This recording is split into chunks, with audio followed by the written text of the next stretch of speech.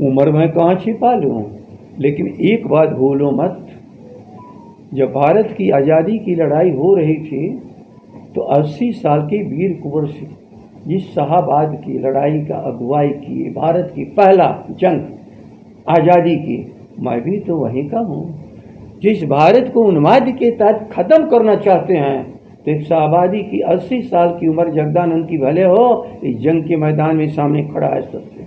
इसलिए उम्र किसी के दया का पात्र होता है क्या? उम्र किसी समस्या से पलायन का उम्र होता है क्या? मनुष्य के भीतर इच्छाएं जब तक जिंदा हैं, उम्र अवरोध नहीं डालता।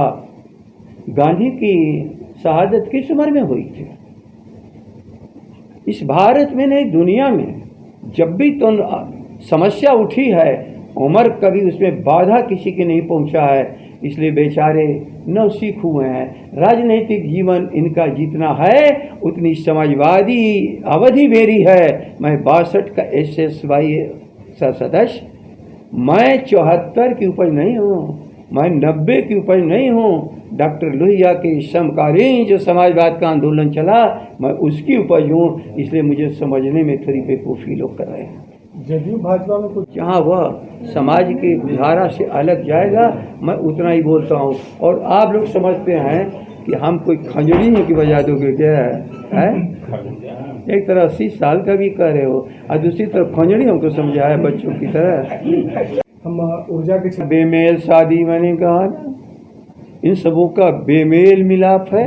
केवल बिहार की जनता को तंगो तबाह करने के लिए, जहां दोनों लोगों ने मिल करके, भूलिएगा मत, जनादेश को लूट लिया।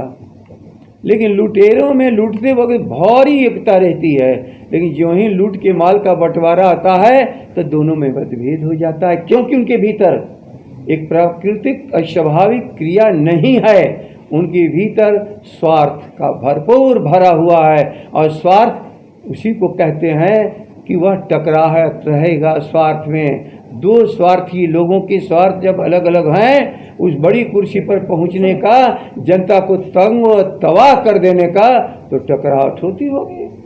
बिहार में भाजपा के नेता बैठ गए हैं। आपका नेता प्रतिपक्ष मूर्ति कहा, वो आज बैठ गए सर्वोच्च कुर्सी। मैं आपकी बात ही नहीं समझ पा रहा हूँ। क्या उन्होंने ठीक से समझो कि उन्होंने क्या कहा था।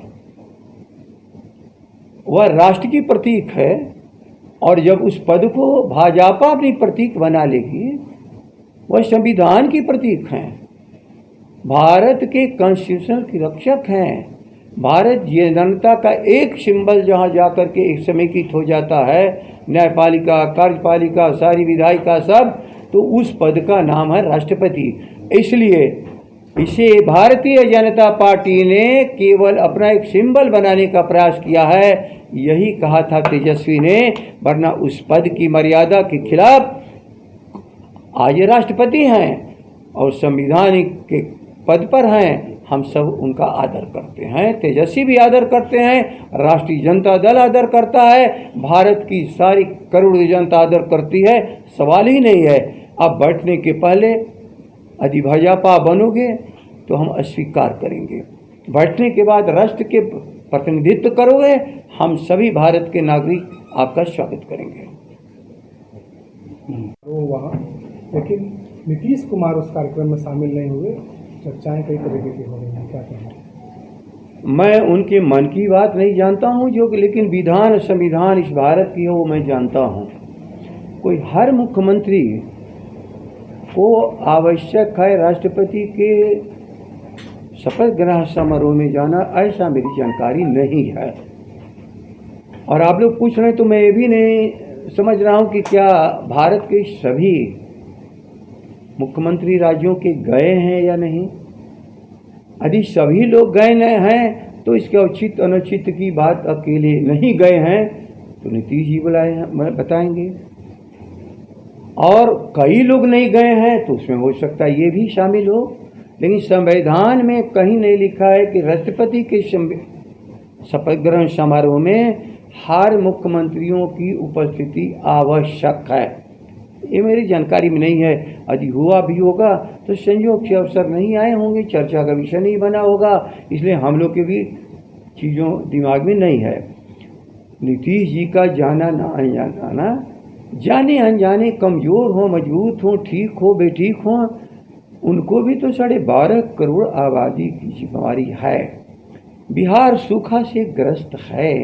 हो सकता कि उनका मन में संवेदनशीलता के जो अंश बचे हैं वो बिहार की जनता को जो सूखा में पीड़ित है उनके प्रति अधिक उनकी जिम्मेवारी महसूस किए हों और ना गए हों।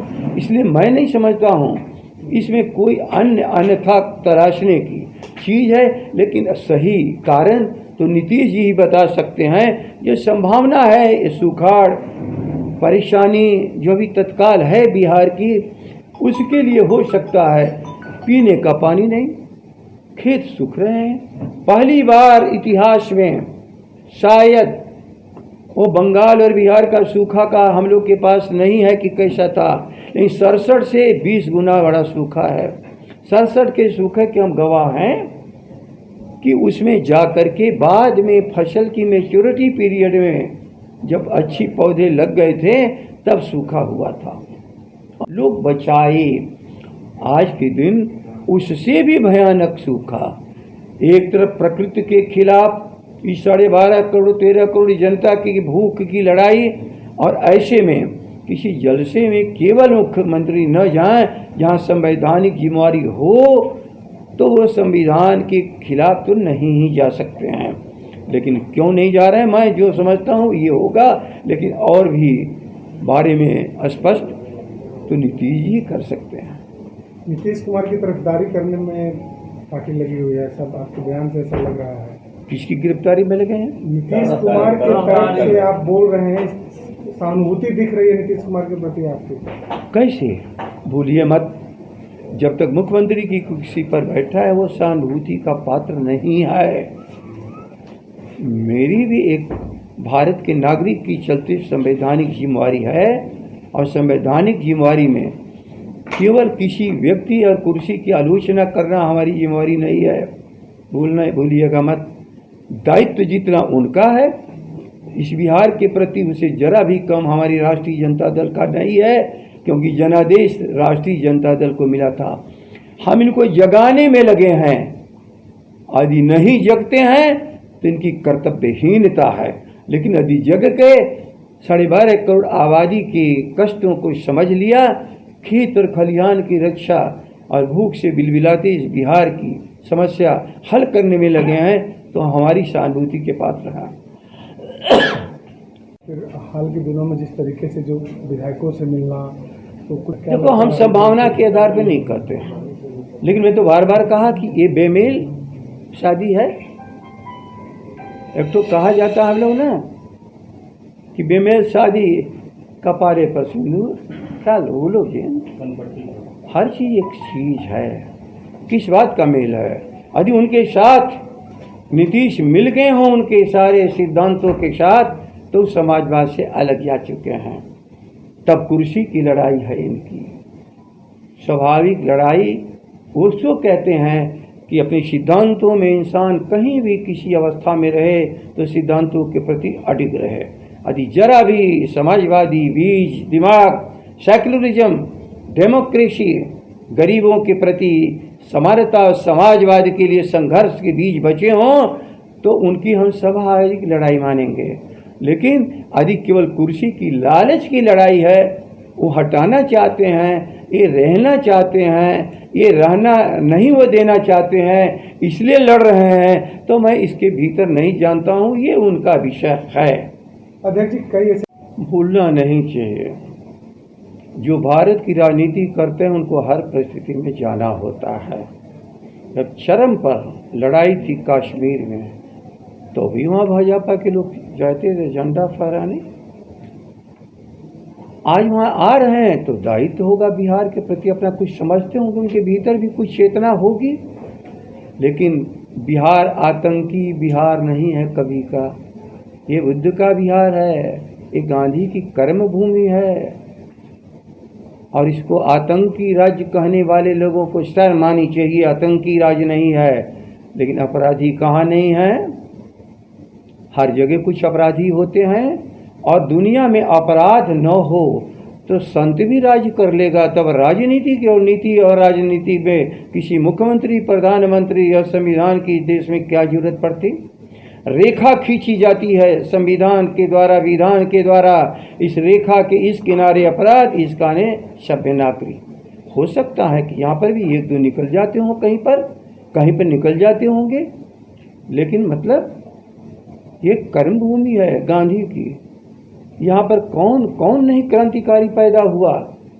ये जो हमारा शहीद स्मारक है, आज़ादी की लड़ाई में किस तरह से सभी लोग धर्म और संप्रदाय को छोड़ करके एक साथ लड़े और तिरंगे को फहरा दिया।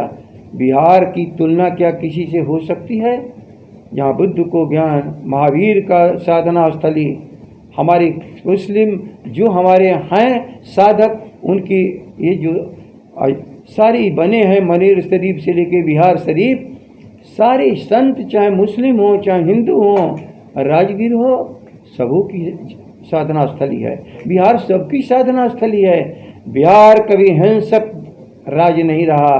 सम्राट अशोक का राज्य चिन्ह